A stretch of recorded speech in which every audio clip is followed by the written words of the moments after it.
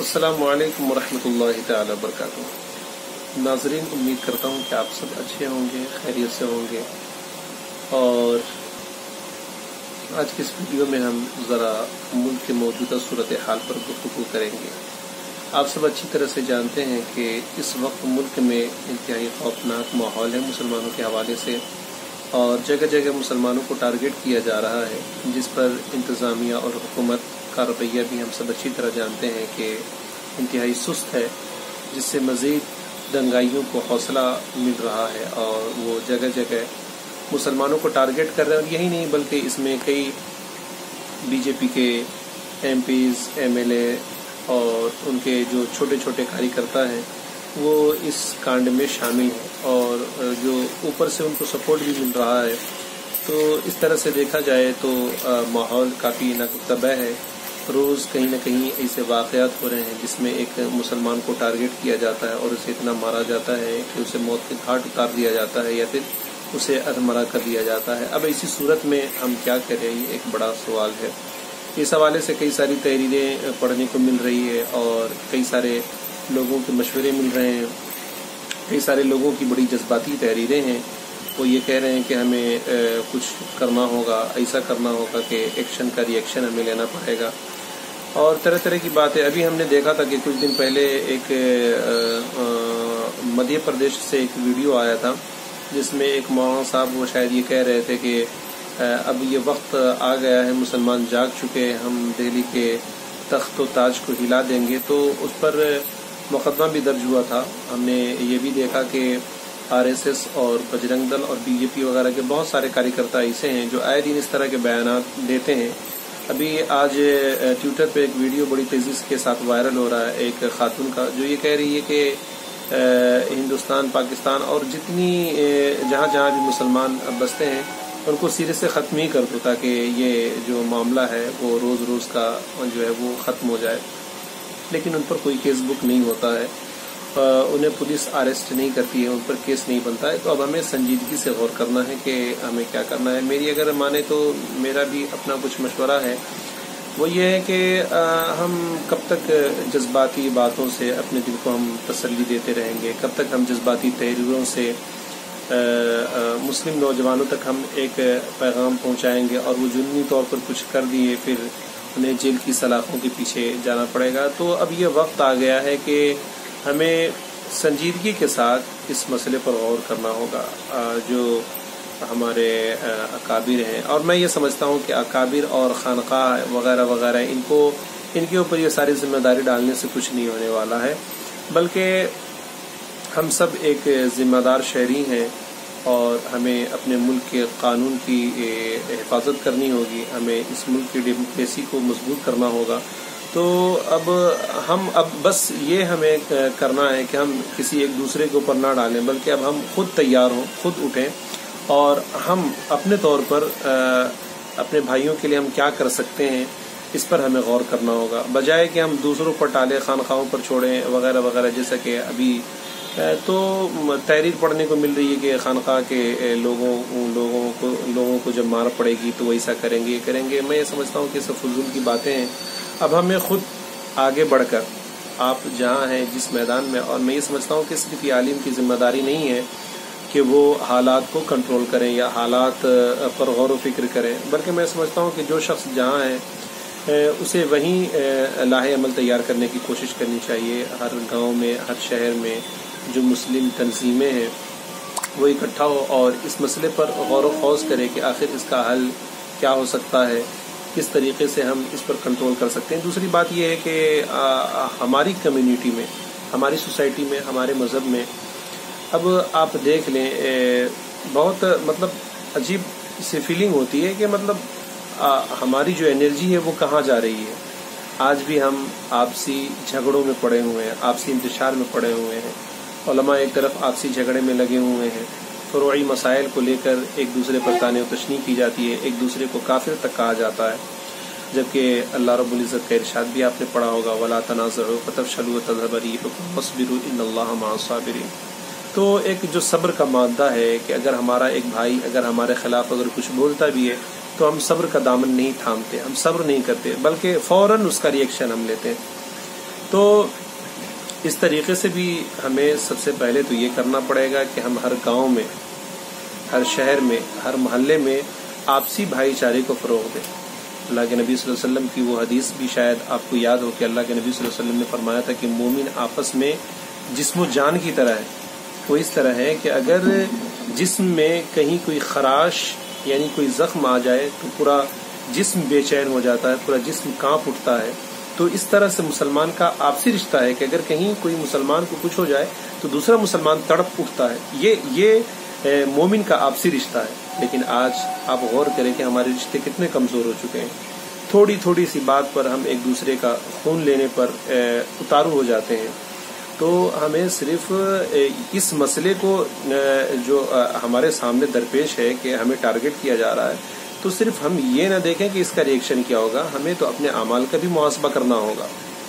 اور ہم صرف لفظوں کے ذریعے یا پھر ہم صرف باتوں کے ذریعے کچھ نہیں کر سکتے، ہمیں عملی میدان میں بھی قدم رکھنا ہوگا۔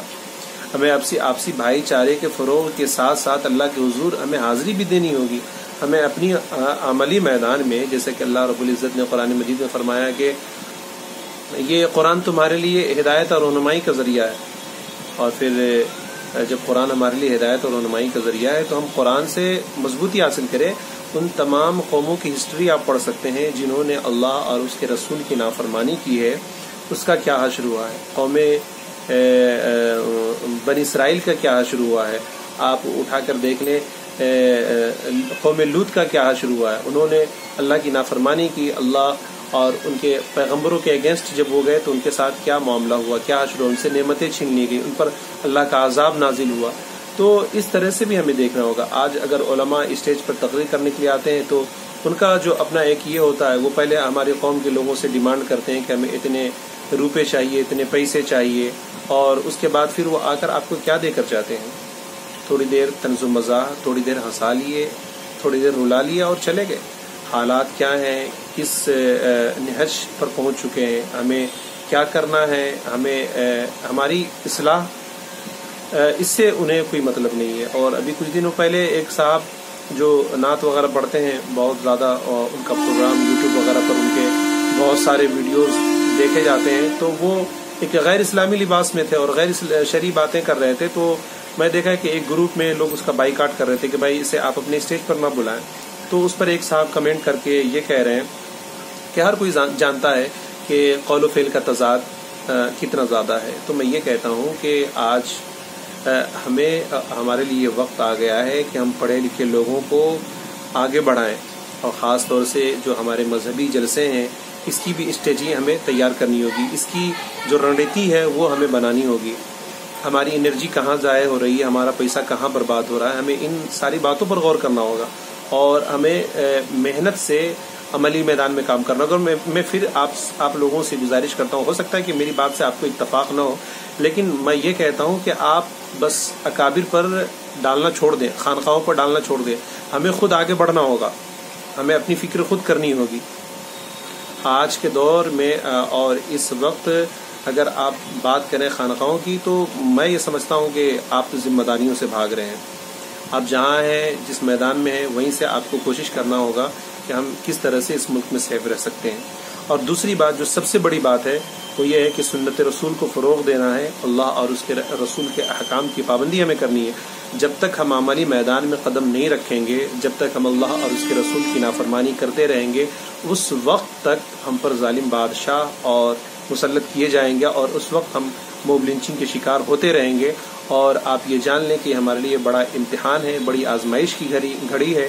تو ان گھڑی میں ہمیں ثابت قدمی کے ساتھ اللہ کے حضور اپنے سر کو جھکانا ہے، اور ہمیں اپنے اعمال کو مضبوط کرنا ہے، اور مضبوط کرنے کے ساتھ ساتھ ہمیں عملی میدان میں قدم رکھنا ہے، تب جا کر ہمیں کامیابی مل سکتی ہے۔ ورنہ یوں ہی اگر ہم جوشیلی اور جذباتی تحریروں کے ذریعے، میری ایک بات آپ سمجھنے کی کوشش کریں، میں اس سے اختلاف کیوں رکھتا ہوں کہ جوشیلے اور جذباتی تحریروں اور تقریروں سے مجھے اختلاف اس بات سے ہے کہ آپ دیکھ لیجئے کہیں ایک جگہ موب لنچنگ کا معاملہ ہوتا ہے، چند مسلمان اس کے پروٹیسٹ، آپ سب جانتے ہیں کہ اس وقت ہماری کیا حیثیت ہے ہمارے اس ملک میں۔ آج ہم دلتوں سے بدتر زندگی گزار رہے ہیں۔ اس کی وجہ یہ ہے کہ نہ تو ہمارے پاس ایجوکیشن ہے، نہ ہم بزنس لائن میں مضبوط ہیں، ہمارے چند لوگ ہیں جو ایجوکیشن میں آگے ہیں، تو آج لوگ ان کا پاؤں کھینچنے کی کوشش کر رہے ہیں. آج لوگ یہ پوچھتے ہیں کہ اس کا مسلک کیا ہے.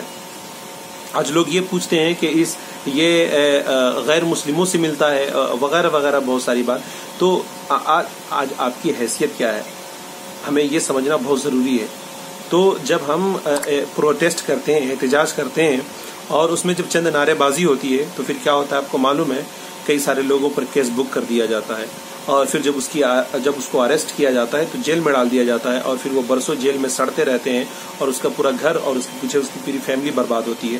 تو ہمیں یہ وقت جذبات کے ساتھ نہیں بلکہ بہت سوچ سمجھ کر ہمیں قدم اٹھانا ہے. اور آپ سب جہاں ہیں وہیں ذمہ دار ہیں، اور اپنی ذمہ داریوں سے ہم بھاگ نہیں سکتے ہیں. اور ایک چیز، اگر ہم کچھ نہیں کر سکتے تو اتنا تو کر سکتے ہیں، اللہ کے حضور حاضر تو ہو سکتے ہیں، ہم اپنے اعمال کی اصلاح تو کر سکتے ہیں. ہم دن رات اللہ اور اس کے رسول کی نافرمانی کرتے ہیں، اور پھر ہم یہ سمجھتے ہیں کہ ہم بہت اطمینان و سکون کے ساتھ اس ملک میں زندگی گزاریں گے. کیا کبھی ایسا بھی ہوا ہے؟ آپ قوموں کی ہسٹری اٹھا کر پڑھ لیں، ان قوموں کو برباد کر دیا گیا ہے، تباہ کر دیا گیا ہے جنہوں نے اللہ اور اس کے رسول کی نافرمانی کی ہے، پیغمبروں کی نافرمانی کی ہے، آسمانی کتابوں کی بے حرمتی کی ہے. تو آپ اس اعتبار سے سمجھیں کہ آپ کبھی بھی اس دنیا میں اللہ اور اس کے رسول کی نافرمانی کر کے خوش نہیں رہ سکتے ہیں. تو ہمیں اپنے اعمال کی اصلاح کے ساتھ ساتھ آج دیکھ لیجئے ہماری اس ملک میں حیثیت یہ ہے کہ آج ہم 10 کروڑ کا، 5 کروڑ کا، 20 لاکھ کا، 25 لاکھ کا جلسہ تو ہم کر سکتے ہیں. جلسے کے نام پر رات بھر ہم بیدار رہ کر اپنے دل کو تھوڑی دیر کے لیے ہم تسکین دے دیتے ہیں. لیکن آپ نے کبھی غور کیا کہ جو ہمارا پیسہ یہاں پر خرچ ہوتا ہے، جہاں پر لوگ آتے ہیں، رات بھر کا منورنجن ہوتا ہے، اس کے بعد صبح فجر کی نمازیں ہماری چلی جاتی ہے، آج ہمارے پاس کوئی ایسی NGO نہیں ہے، کوئی ایسی تنظیم نہیں ہے جس کے تحت بڑے ہاسپٹلز چل رہے ہو، جس کے تحت بڑے کالجز چل رہے ہوں، یونیورسٹیز چل رہی ہو. جبکہ آج میں جب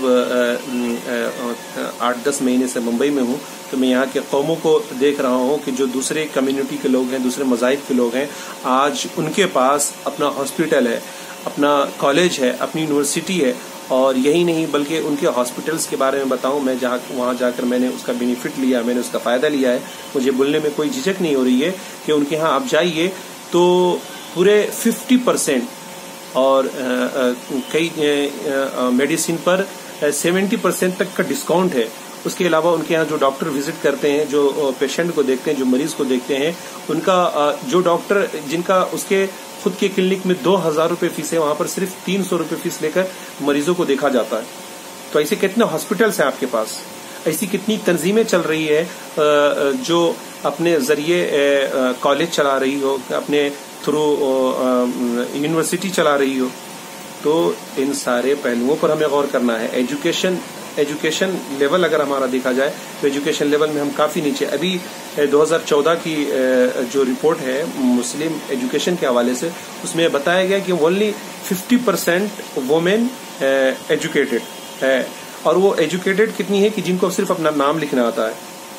مین کی اگر بات کریں تو اس میں 60 یا 17% ایسے لوگ ہیں جس کو ہائر ایجوکیٹڈ بتایا گیا. اور ہائر ایجوکیٹڈ کا مطلب یہ نہیں کہ بہت بڑے یونیورسٹی سے وہ کوالیفائی کر گیا، بلکہ ہائر ایجوکیٹڈ کا یہ گورنمنٹ کی ڈیفینیشن میں بتایا گیا کہ مطلب وہ ایسا شخص ہے کہ جو 10th یا 12th پلس کچھ کیا ہو. تو ایجوکیشن کے معاملے میں ہماری یہ حالت ہے. اور دوسری بات یہ کہ جو ہمارے نوجوان ہیں وہ ان کو ایجوکیشن سے دلچسپی نہیں ہے. ان کے گھر کا ماحول ایسا ہے کہ بس وہ یہ سوچتے ہیں کہ ہم کسی طرح سے بھی صرف پیسہ حاصل کریں. میں سمجھتا ہوں کہ پیسہ اگر آپ سوچتے ہیں کہ بغیر ایجوکیشن کے، بغیر تعلیم کے اگر ہم پیسہ حاصل کریں تو آپ کچھ پیسہ کما سکتے ہیں، لیکن ایجوکیشن کے ذریعے آپ دولت بھی کمائیں گے، شہرت بھی کمائیں گے، عزت بھی کمائیں گے، اور ایک خوددار زندگی گزار سکتے ہیں. تو میں اپنے ان تمام نوجوان بھائیوں کو میسج دینا چاہوں گا، پیغام دینا چاہوں گا جو آج واٹس ایپ پر یہ شیئر کر رہے ہیں کہ ہمیں ایسا کرنا ہوگا، ویسا کرنا ہوگا. میں یہ کہتا ہوں کہ آپ اس کو بند کریں. اس سے بہتر یہ ہوگا کہ آپ یہ تہیہ کر لیں کہ آج مجھے ایک اچھا وکیل بننا ہے، اور وکیل بننے کے بعد اپنی کمیونٹی، اپنی مذہب کے لوگوں کو، جو لوگ ٹارگیٹ کیے جا رہے ہیں، ان کے قاتلوں کو ہمیں سزا دلانی ہے. یہ عہد لیں.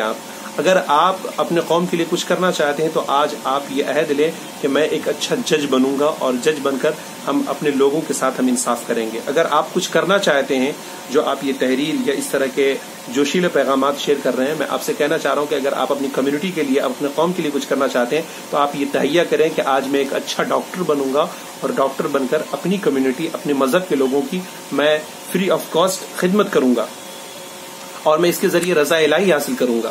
اگر آپ اپنے قوم کے لیے کچھ کرنا چاہتے ہیں تو آپ یہ اپنے دل میں تہیہ کر لیں کہ میں ایک اچھا عالم دین بنوں گا, عالم بعمل بنوں گا اور اپنی کمیونٹی کے لوگوں کو وہی بتاؤں گا جس پر میں خود عمل کرتا ہوں, اور اپنے لوگوں کو صرف زبان کے ذریعے نہیں بلکہ اپنے عمل کے ذریعے بھی پیغام دوں گا.